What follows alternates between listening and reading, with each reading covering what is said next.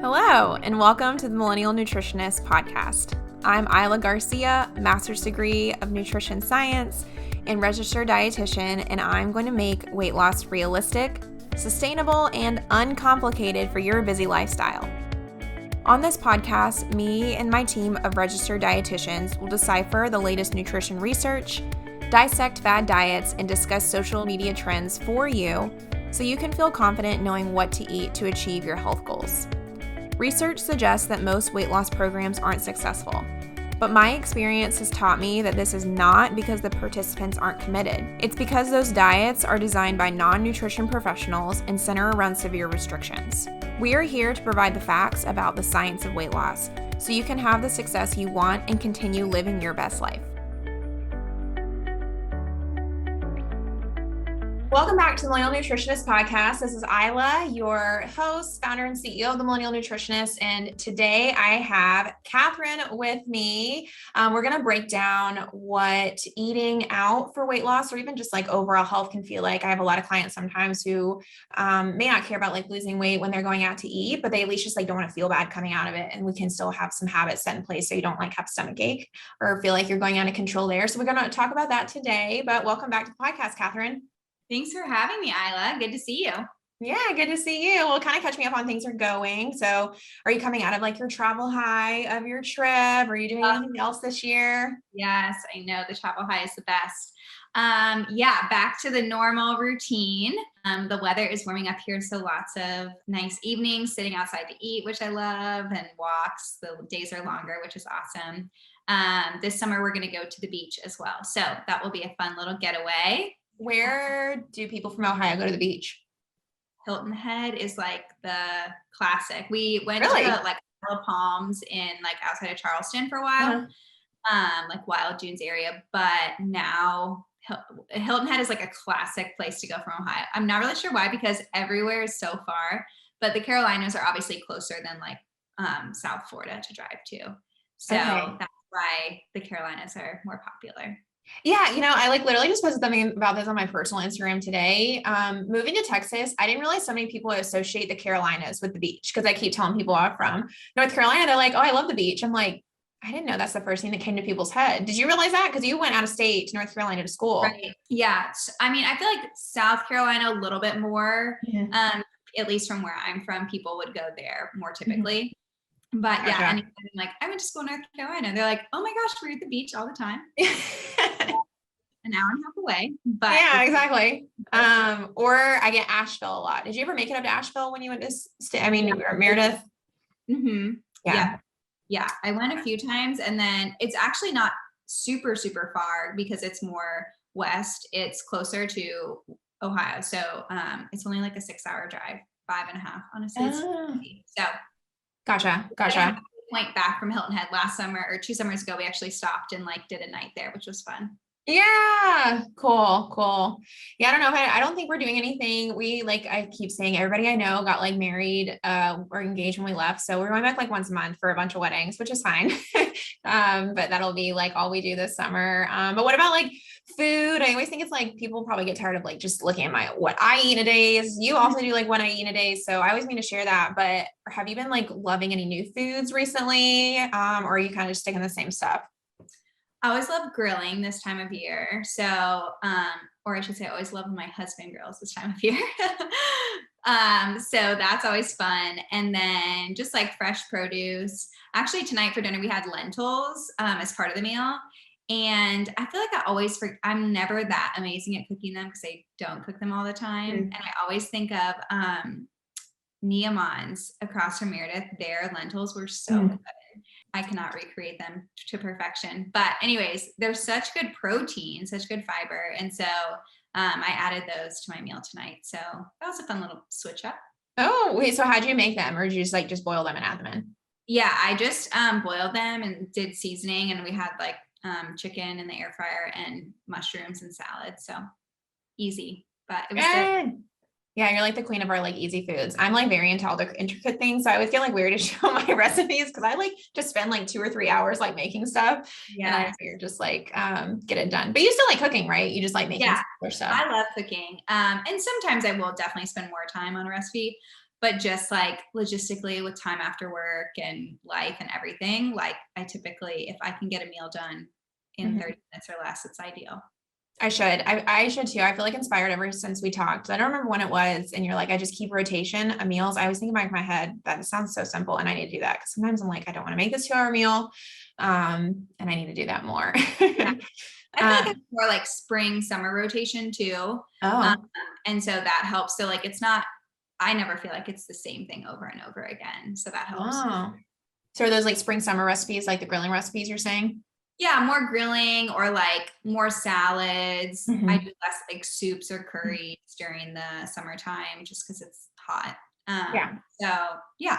Well, we're gonna talk about an article first before we kind of dive into the restaurants. I want to start kind of adding this in as a segment and kind of see how it goes. So today there's nothing like super like pop culture-y to talk about, but I found this like interesting article that came out recently where they're talking about like a new study that came out shows that a third of Pinterest articles about cancer are incorrect. And they talk a lot about these like cancer recipes. Cause at first I thought they were ads, like you see those like crazy ads, but I think they're just talking about like the recipes unless you read differently. Cause I kind of just skimmed it.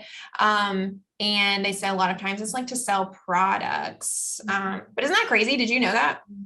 No, I did not know that. I teach cooking classes too here locally at a cancer support center. And that is like questions I get all the time. Like, I read this on there. I read this on there. Like, can this cure? I heard that if I take this supplement or buy this thing or eliminate this entire food group from my diet, that it will cure my cancer. And so like, if we had the cure, right, like everyone would know about it. And so I think, yeah, it's just sad, right? Because people are being taken advantage of. And like, if that was me, I would want anything that could possibly help. And I would spend any money, right, to try and cure something if it was me or someone I love. And so like, I think it's just sad, right, that there's so much misinformation. Yeah, I know. I totally agree. Like it's a super vulnerable population. I think even like worse than weight loss. Cause I think weight loss is really similar. And that's why there's so much like misinformation because people sometimes are willing to just like spend any amount of money. I've even had clients that are like, if you have a doctor that's like in a different state, I would fly out there. But cancer is really sad because like it's really life or death. So I think that's sad. What are questions that people ask you about cancer in the class? Do you remember any like common questions? Yeah, like turmeric supplements, cinnamon, garlic, which obviously all of those things have great antioxidant properties, but not necessarily like a cure-all. A lot of stuff about sugar, like that, like cancer loves sugar, don't eat any sugar, even in fruit, anything like that. And then just like different supplements that are like immune boosting or like cancer cell killing, which again, like doctors and people all over the world are spending so much time researching, trying to cure this. So like one, $100 supplement on the internet is not going to do it. Yeah. I get that a lot too. I shared like one story on another podcast about a patient I had in the hospital. Yeah. Cause in the hospital, I would see all the time. And the sad thing is like a lot of people with cancer, they already have malnutrition and a lot of times it can get worse. And sometimes even be like the cause of death when you have cancer is because it's hard to like catch up on it when you're burning so many more calories and then you don't have an appetite and all that stuff. And they were like not eating anything because they had read that like everything online can make cancer worse. So like, if I just starve it out, then I'll live. I was like, no, it's like the worst thing. But I feel like it also just like speaks to overall, like how there's just so much information out there. And I feel like it just kind of like reminds me of just like being really wary of where people get information from, which I find is really, I mean, it's hard. But I think definitely figuring out like where those sources are from. Are they from like a .org? Are they from like a university or well-respected like medical clinic or something? And if it's also from a registered dietitian too, is what I normally like recommend when people look at ads. Do clients ever come to you and say like, oh, well, like I see this online. What do you think of this? Like, what do you tell them when they say that? Yeah. So if it's something that I like know about already, then I will just speak to what I know about it. There definitely have been a few products that I'm like, I have not heard of that. Like there was one product that a client brought up to me that was claiming to be only 4 calories, but being 20 grams of protein, which I'm like, that's impossible. Yes. Like And scientifically. Scientifically, that is impossible. And so anyways, for that product, like I just had them look it up and share their screen with me. And then we walked through like, okay, where's this website? Where's this information coming from? And again, it was a product that was being sold by someone who was not, medical provider or dietitian or food scientist or anything like that. It was like a bodybuilder. So anyways, we just kind of walked through that. And then there's other things, right? That there could be some compelling research about, right? It's not conclusive. That's the confusing part about nutrition, is that like everything is, I feel like every nutrition study ends with, and we need more research, right? And so nutrition is a really hard thing to like just put in one silo, because there's so many other things that affect the outcomes that we're looking at. So if there's any sort of current research, I'll share that with them, or I'll say like, hey, let me look into that. And then I'll follow up with some different resources. But typically, unfortunately, it's mostly people trying to sell a product to make a profit.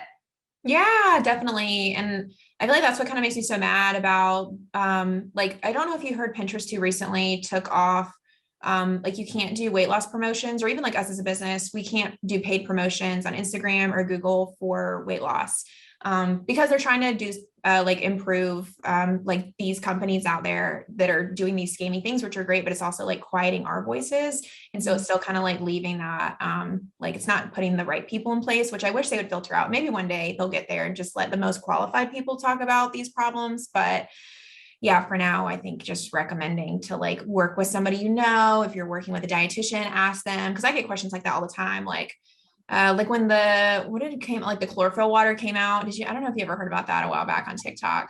Or like I feel like there was even like a black water. I can't remember what it was, charcoal water or something. But yeah, this doesn't surprise me, unfortunately, that a lot of the studies or a lot of the articles on Pinterest are incorrect. But I think it just comes down to trying to figure out like a healthy source. Do you feel like you're tired of trying every new diet out there whenever you're ready to lose weight, but you never really find long-term success because it's either too restrictive or just not conducive to your lifestyle? Well, then let me tell you about our 3-month lifestyle reset program. This is an individualized weight loss approach where you'll be going through our proven 6-step method, and you'll be led by a registered dietitian. By becoming a client of the program, you'll be able to learn how to control your weight, increase your energy and confidence, and also improve your overall well-being. Not to be dramatic, but a lot of clients tell us that they actually change their lives by going through the program and finally find a sustainable weight loss solution when they actually haven't found that with any other program. If you are interested in becoming a client, sign up for a discovery call on our website, themillennialnutritionist.com, with me, Isla Garcia, and I'll help match you with one of our registered dietitian coaches based off of your challenges and their nutrition expertise. If you're ready to find a sustainable weight loss solution in a non-judgmental and encouraging environment, I hope you'll connect with us soon.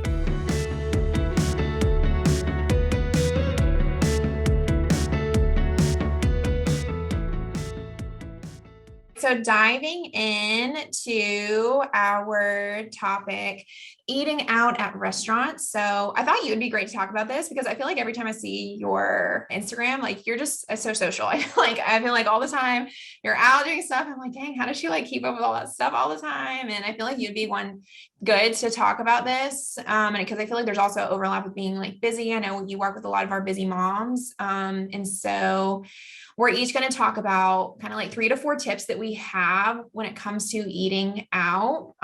So why don't you start off? What was your like first tip that came to mind that you think is helpful for what people should know when they're eating out and trying to be either like healthier or weight loss or weight maintenance or any of that stuff? Yeah, absolutely. Okay, so I have a few. First one that I feel like I use the most with clients is the 2P rules, protein and produce. And so we really talk through that when you're ordering. So like looking at the menu, if you're someone who gets maybe stressed out by going somewhere and not knowing what you want, you can look at the menu ahead of time. And otherwise just like looking and seeing like, okay, where can I get some sort of protein in? Where can I get some sort of produce?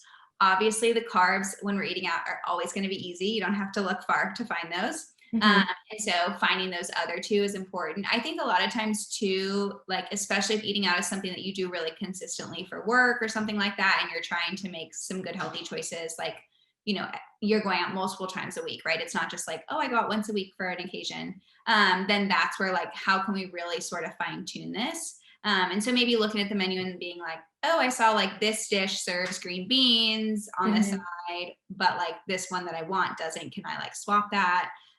Or always asking for like, do you guys have a seasonal vegetable side? Or do you have like, can I just have a simple salad? If there's any ingredient you see on the menu, right, the kitchen is going to have it. And so I think like working normally, I feel like servers are so willing to help you for the most part. And so just asking and really trying to get those two things in, like, I feel like every client that I work with at some point in the time together, that is something we really focus on is how to get those two things in. Because again, the carbs are easy. There's the chip basket, there's the bread basket, there's the appetizers, there's the like large portions of all those things. And so it's really about how to get in the protein to help fill you up and how to get in some sort of, typically it's a veggie. Yeah, I agree. I think that a lot of people don't realize like how customizable things are.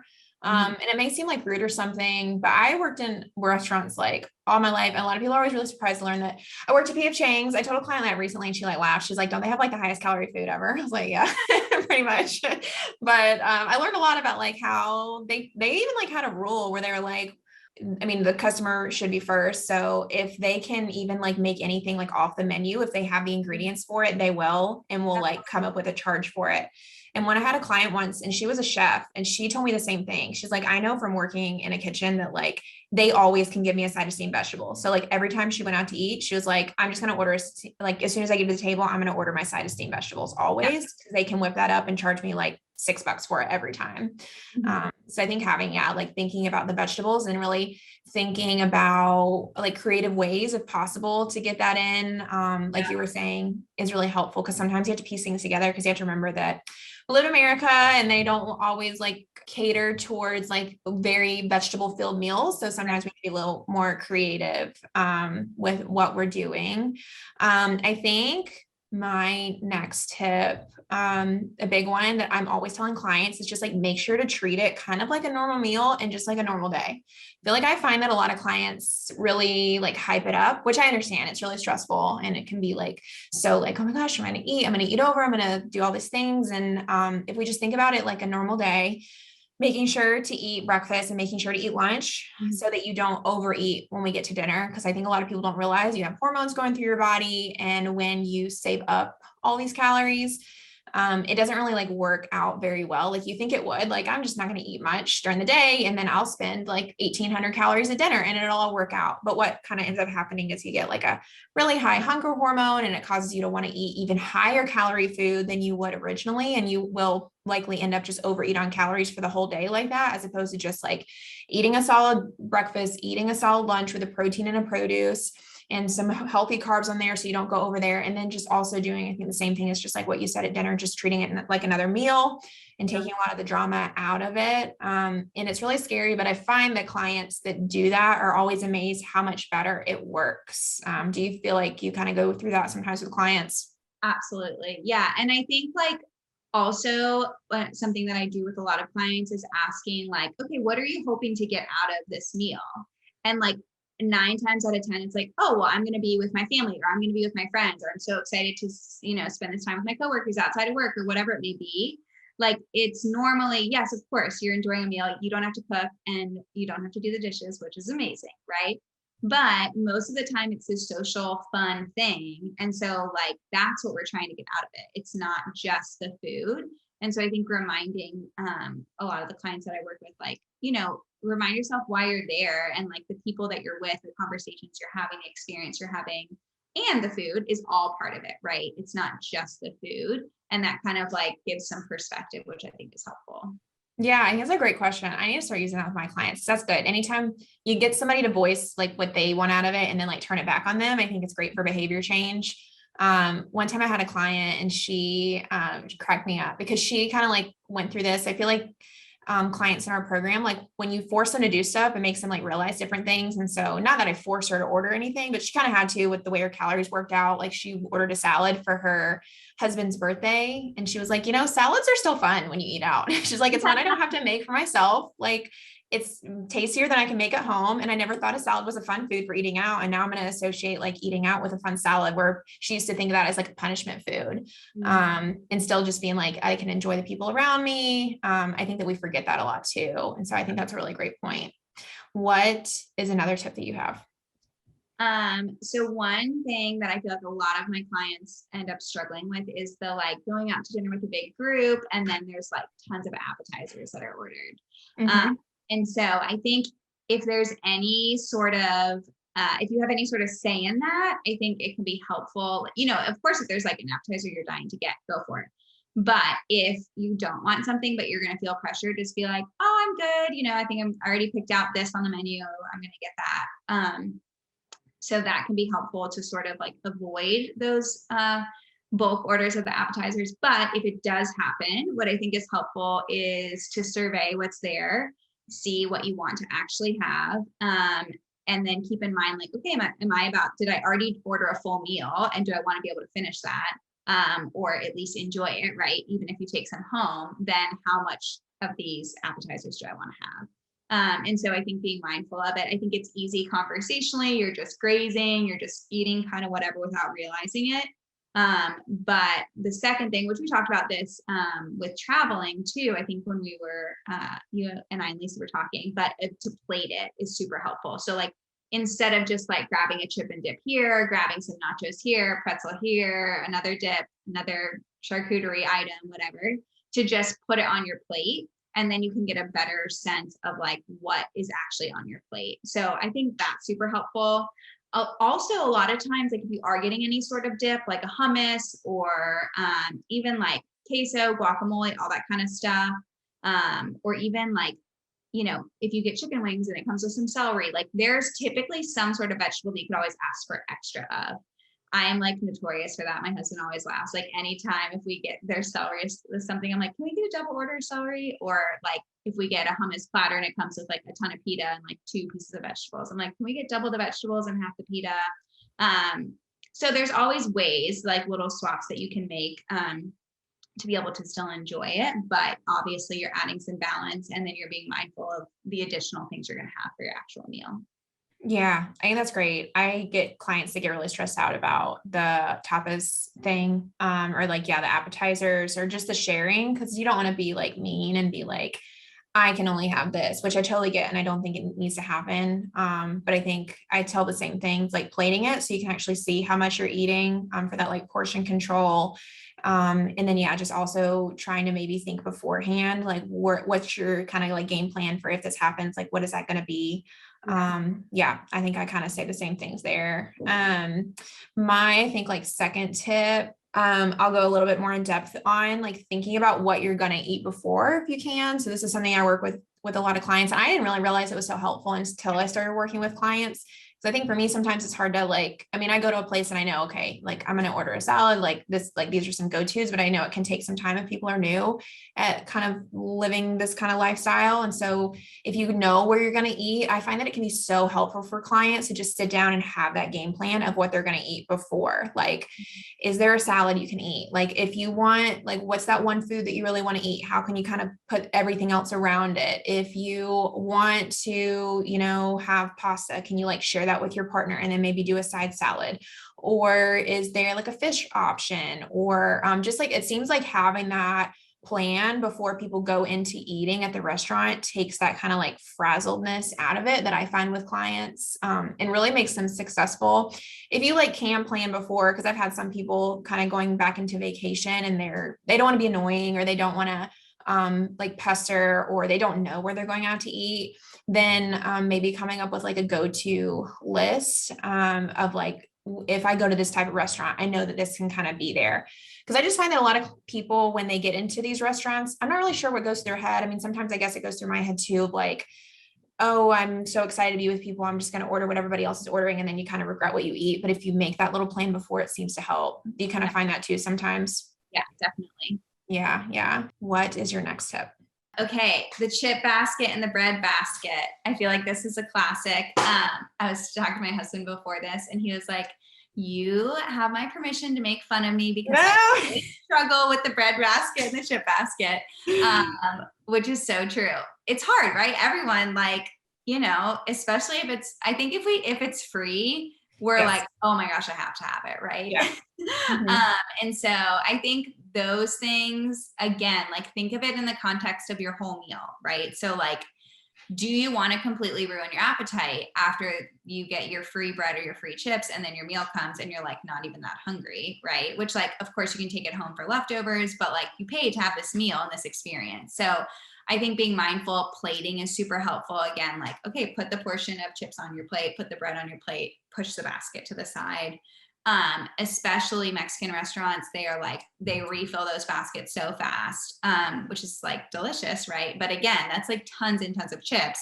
And so you can always say no, like, oh, we're good, we don't need any more. And then, just again, if I'm gonna go to a Mexican restaurant and order fajitas, but I ate a ton of chips beforehand, like then I'm probably not going to eat my rice or my tortillas because I've had plenty of carbs. I'm just going to, eat the veggies and the meat or that I have. Mm-hmm. And so, or like if I'm going to an Italian restaurant and there's a bread basket, but I also want to get a pasta dish, like that's something that I'm like, okay, well, I'm going to get really full if I eat all this bread. And so I think reminding yourself, like, just because it's free doesn't mean I have to eat it. Like you had enough money to go to a restaurant and pay for the meal. So if you really want some bread or some chips, you can buy them after or like, another time. So I think that's a helpful reminder. And then again, just seeing this in the context of the whole meal, even if it might be something that happens before. Or even too, I know some people, they're like, I cannot control myself around either of those. So they just, when they sit down, tell the server, hey, I don't want this or I don't want that. And then people are super respectful of that. So all of those can hopefully be helpful. And then you can feel a little bit more in control. And here's the thing, like going back to like listening to how you feel, if you eat 2 full chip baskets, like nobody's going to feel good going into their meal. And then nobody's going to feel good definitely leaving the restaurant because you're going to be so full because you just ate all of that. And so I think going back to like listening to your body, like I love chips at a Mexican restaurant, so I'm going to have them every time I go.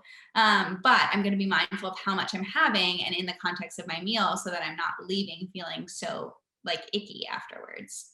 Yeah, no, I think those are all good. Everybody knows I recently moved to Texas and I live in Fort Worth, and I don't know if we haven't found the right places to eat or what, but I think that we just love all the Tex-Mex here. I don't know why we never like Tex-Mex at home. I think it's because everybody gets so excited about it.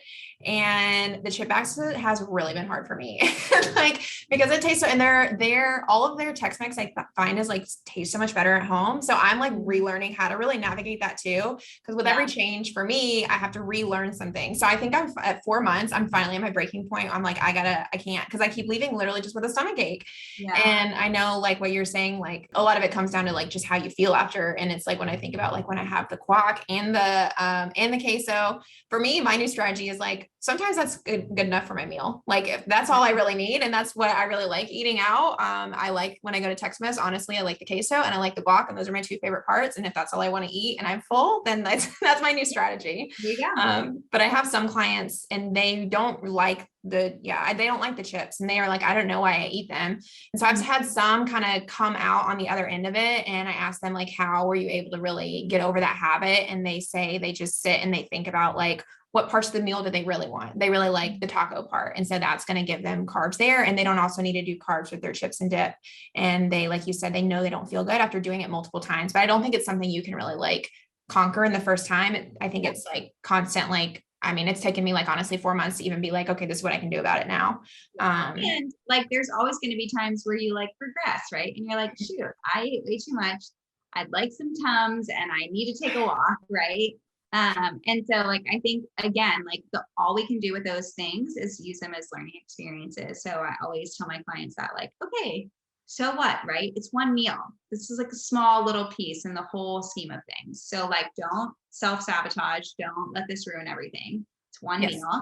And then say like, okay, next time, how do I think I could change what I did either before or during the meal to set myself up for success? And so I think reflecting back on that is always super helpful to be like, oh, well, next time I could just do this, or next time I need to make sure I eat like a full lunch before going out to dinner because I was starving. So whatever I saw on my site, the free basket of whatever was the first thing I ate. And so that's how we can make change over time, is like every time coming back, like how can I succeed in the future if this happens again? Yeah, exactly. And that's why we don't just want to fixate on one part of it, and why we focus on also exercise and also eating produce, so that you kind of have all these other things that will help you if you do, if all these things don't work out and you overeat. Like, one meal shouldn't make or break it if you also have everything in check as well. So that's why it's important to have like multiple like habits going on. I feel like too, so you're not like super stressed out with just that one meal. My next tip would be to figure out what foods are like the foods that you really want. Like, I'm hesitant to say like worth the calories, but I don't know how to say that. Just like the food that you really want to go out to eat. Like, I think that sometimes I have clients, or even myself, like there's sometimes I go out to eat and it's really just to be with friends. And there's sometimes I go out to eat and I'm like, no, it's really about the food. And so like knowing when those times are, so you're not like when it's the moment that's just for a friend, like maybe it's a friend's birthday and you don't even like the restaurant and you're just going to be with them, then let's maybe be a little bit like lower calorie and just focus on like being that with the friend. But then if we go out to eat into this like $200 sushi restaurant, like I'm going to enjoy what we're eating. And I tell that with our other clients too, like pick those times so that you kind of are not always overdoing it on the calories, because that can really lead to weight gain when you're constantly pushing it. A lot of times I say this too with clients when we look at a meal and maybe a client really wants like a sugary liquor drink. It's like, okay, maybe that's the part of the meal that you really like. We don't need to be doing the dessert and all the carbs. And if you want like 1 to 2 sugary drinks, that's fine. But let's pick like one of those aspects. Right. And I find that clients to do that, because I always make sure after we've kind of done this exercise that I always check in. I'm like, did you feel deprived when you did that? Like, how did that be? Like, how was that? Is that sustainable for you? And they're like, no, that's actually really good. I love feeling good. I didn't feel like overly full. I feel like I still enjoyed things. And I learned that I actually didn't really like the rice that I always used to eat. So I feel like that's my tip, is like evaluate, like not all foods, like we don't need to be perfect on every single food. You can't, but find the foods that you do want to spend those calories on and just like kind of skimp it on the rest. Do you feel like you kind of see that with clients? Yeah, especially for my clients who travel for work, who are like having tons of meals out. We say like, okay, like if you're having one meal out that like, this is a meal I really want to enjoy, or going on a date night or whatever, out with friends, and like I really want to enjoy the food on like the weekend, but then like 4 or 5 nights of the week I'm still going out for work dinners. Then we talk about like, okay, how can we treat those like the same way as if you were cooking these meals at home? How can we still bring balance to these? And then that meal that you really want to enjoy with your friends or your significant other, like then you can, indulge in those things more. But how can we bring consistency to those other meals? I think that can be really helpful, because it's hard, right? Yeah. If that's part of your job. I have had a lot of clients like that, and that's been a huge hurdle that we've had to work through. And so I think just, getting some good game plans in place, working with them individually as far as like, where are they eating? I've even had a client, like she gave me a whole list of the restaurants that she went to for work stuff. And we just worked through each one of them. Like, okay, you could order this, this, this, or this, which sounds good to you. And then she had some options each time she went that she felt confident, instead of feeling like stressed about it. Then she felt like, okay, I've got some good choices that I can make. Ultimately, like I'm here to do work. And so like, that's the main focus of the meal, not necessarily that no one's caring what I order, right? Like I can choose what's best for my body. And so I think empowering too, of like, that can be really helpful, of knowing like you're choosing what's best for your body and your health journey. And that doesn't make anyone else's decision wrong or bad if it's different, right? And so I think having that freedom to know, like, I can choose what I want to choose to eat. And maybe that's a salad, or maybe it's a cheeseburger. It just depends on the day, right? Yeah. One time I had a client. Yeah. The work ones are hard. Cause my heart goes out. It is hard to have to constantly make that decision every time you eat out. But I had one client once, she cracked me up too. Cause I find that like people that work a lot have this issue. I don't know if you've had it, where like feel a little bit more pressure to drink sometimes. And she was like, she's like, I think I'm making this pressure up. Like I don't enjoy having a beer with my coworkers. I enjoy having a wine with my girlfriends. And that's where I'm going to spend those calories. And that's what I'm thinking about each time. It's like, yes, exactly. Like it's not a bad food. We just need to think about how to balance it. I think that's a good example of how you can kind of execute that. Let's run through some examples for people, on like some go-tos at restaurants, that you think of, because I'm interested to get your take. So starting with Italian, because I feel like this trips people up. What are your go-tos that you recommend when it comes to an Italian restaurant? Yeah. So one option is like pasta primavera with some sort of protein. So typically they're going to add in veggies and then you'll have some sort of protein. So that can be a really good option of like some sort of go-to. Oftentimes there's still like a lean protein or fish option if that's something you want. I feel like most people want pasta though when they go to an Italian restaurant. Honestly, I think at the end of the day, the biggest thing is the portion of what you're having. So I think kind of knowing, again, treating it like that normal meal, like you were saying, like, okay, if I was eating this at home, what would be an amount that would be appropriate to fill me up? And so I think like looking at that, and usually if you're going for pasta, that's like half your plate, right? Because they give you such large portions. And so I think just knowing like, okay, well, evaluate it first, look at your portion, say, okay, I'm going to plan on eating half of this and I'm going to check in on my hunger and sort of see where I'm at, give myself some time to like really let those hormones do their job and sort of see how I'm feeling. And then the other thing is, of course, like a side salad or side of vegetables is always super helpful. Oftentimes too, they'll send that out first, which is good because then you're like filling up on some fiber beforehand. And then you have a better sense too of like how much food you actually need. So if you can get any sort of veggies and protein, do that, the 2 P's. And then I guess 3 P's now, the portion, right? So that can be super helpful. Or even like a lot of places will box up half of it for you right away. So you could always ask the server like, hey, can you box up half of that for me? And then like you get another meal out of it, which is fun, right? Like you can have for lunch the next day or something. Yeah, I was going to say, I think that's like what I find most successful with clients at Italian restaurants is kind of just accepting that a lot of it's like 2 portion sizes wise. So they're like maybe splitting it with somebody if you really want the pasta or doing the to-go thing. I think I did have a client one time do like a mussels situation with a side salad because that's like good. Yeah, Italian food I think does have like better seafood. So those are my like typical go-tos as well. I think Italian places have like great salads in my opinion. And so that's normally like a go-to. What about Thai food? So I don't eat Thai regularly. Do you? Okay. So you tell me, because I've heard a client tell me before, like I didn't even try at a Thai restaurant because I know they don't have any low calorie foods. So what is your rebuttal to that? Yeah, that's funny. We like don't go to Italian food that often, but we do. Oh, okay. Probably a little opposite of normal people, but also let me say one thing. Italian, if you get pizza, definitely do salad, definitely split it. I think that's super helpful. And then like I typically start off with just putting 1 piece of pizza on my plate and at least half my plate salad and then checking in on my hunger. I think that's the biggest thing.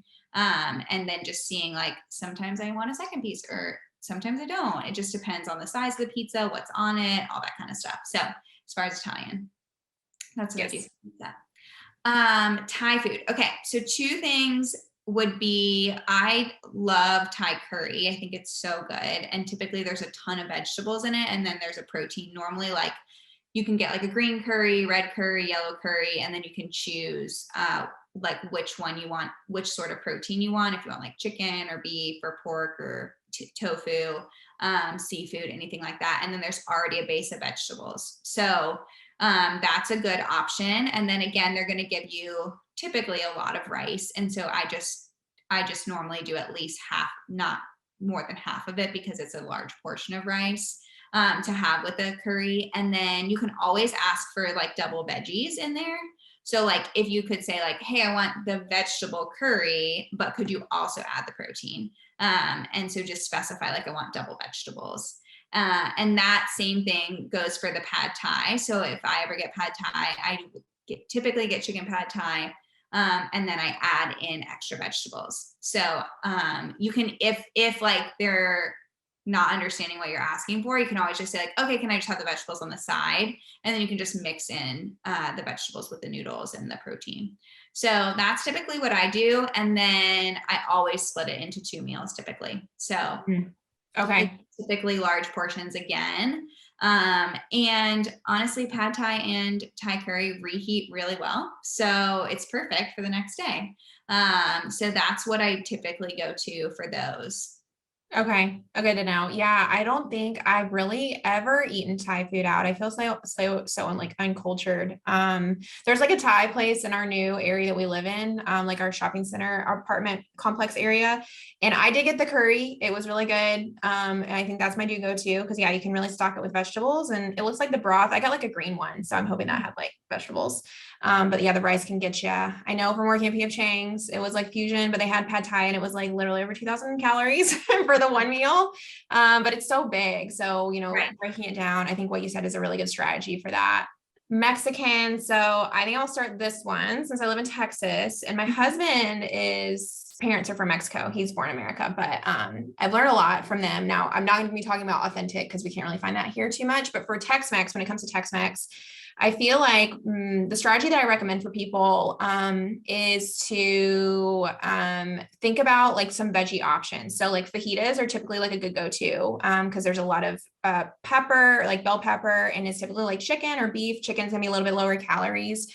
I've had a client recently too ask for vegetables when they do like guacamole dips. I think that can be easy. And then like definitely like pre-portioning the chips. Chips aren't honestly that high in calories. I find, I think like 10 or 160 calories or something. So you can get like a good amount.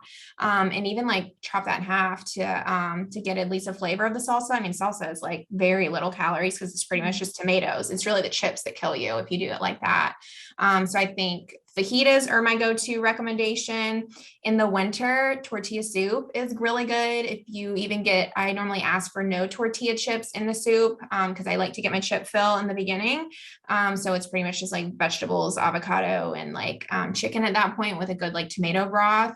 And then the taco salads, I recommend a lot. And then tacos really aren't that many calories either, as long as you're not doing like tacos and rice and chips. Like a taco can only be really like 50 calories just by itself, especially if you get more authentic ones with like radish and lettuce on top and just salsa. Then it can be a good like vegetable, carb, protein, well-rounded meal there if you get a couple in. Do you have any other like meal recommendations from Tex-Mex that you get or recommend? Yeah, I mean, fajitas are like my go-to always. I love the chips too, so I always skip on the tortillas or the rice options later. Mm-hmm. So those are my go-tos. We do have an authentic Mexican restaurant here that's like this little hole in the wall, and they have the best tacos. They're so good. But they don't serve like any other like vegetable side. So normally we end up just getting them for takeout anyways. And so then I can always add stuff at home. So that's typically what I do. So like a partial takeout meal, which is something I work on with a lot of clients of like, if they're getting takeout or if they're getting fast food, like just get the main entree. And then instead of getting like also the chips or the fries or the tater tots or any other carb that would normally be on the side, just like have some sort of produce at home. Yeah, I think that's a good idea. Yeah, that's what I normally do. I think when my in-laws order like from a taco truck, I'll normally like finish it off with an apple or really try to load up on like the like maybe like make a side salad or something. But yeah, I think that's a great tip with like combining a couple of different features if you're doing takeout.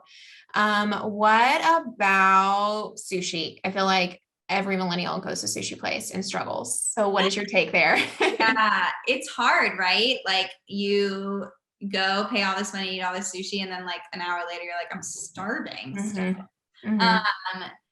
So one thing that I think is super helpful to start off, well, some places will give you like the soup salad to start. So I always opt for that for sure. Or I just ask just for the salad. If you don't want the soup, it definitely is good, but it has lots and lots of salt.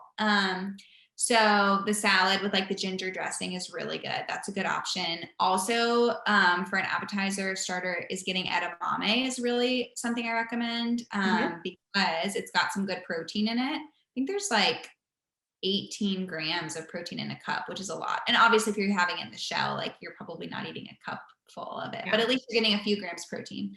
So that's helpful as well. And then of course, any sort of tempura roll or like the cream cheese, all that's going to be fried, extra calories. I typically always get a salmon avocado roll and a rainbow roll. Those are like my go-tos. And then you can also ask, a lot of places will wrap it in like cucumber or things like that. But honestly, if you're just getting, like 1 or 2 rolls, the portion of rice is totally appropriate. It's more just like the lack of protein that I think is what's keeping people full. So I think any way that you can add in some protein, or even getting something like sashimi can help as well. If you like sashimi, that can give you some good protein. So those are my tips for that. Yeah, I say the same thing. I feel like you can easily make my plate with a sushi place. Normally what I recommend, like you said, is we think about 2 vegetables, and that would either be probably the edamame, the salad, or even seaweed salad is good too. And then you can get protein either with a sashimi, or making sure you get like the rainbow roll typically will have like a couple of different fish on there. And then you're getting your carbs in the rice anyway. A lot of times where the calories really rack up is the more like Americanized ones. Yeah, like the fried, the cream cheese. Because once I had a client and she was like, I think the calories at the grocery store sushi is like incorrect. It said it's only like 150 calories for a small roll. I was like, no, sushi's really not that bad if it's just the rice and the fish and the seaweed. It's when we add a bunch of stuff to it, add the yum yum sauce, like all the spicy mayo, like that stuff can bring the roll up to like 300 calories. Another technique that I use with clients, if that's like maybe a meal they're meeting a friend with, so it's not like a foodie event, it's like maybe like halfway, is maybe like pick a roll that you really like you don't care about the calories. If you want to do the fried cream cheese, all the stuff, then go for it. And then just try to be a little leaner, maybe on the second roll, like maybe just use sashimi with some seaweed salad. That's like my personal favorite hack is I identify the flavors I like in the sushi and just try to order them externally. So like I love the seaweed salad and I love just like salmon, and doing that together tastes like a roll in and of itself for me. I feel like I don't even need the rice or the cream cheese and stuff, but then it's sometimes fun to still go all out on another roll just for fun. And that's what my clients can do. So you can still get a lot of vegetable options at sushi places, and I think people forget about them. But I think that is it. I feel like we've covered a lot of stuff. I feel like there's still so much I probably could have said about eating out because it's so complex, but maybe we'll just do another episode. But I think this was super informative and I hope people find it helpful. So thank you so much for joining us, Catherine. Absolutely. Thanks for having me.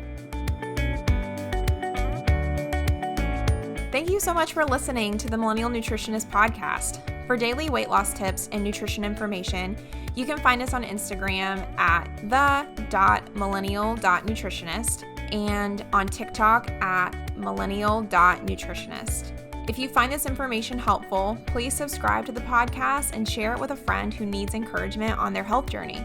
See you in the next episode.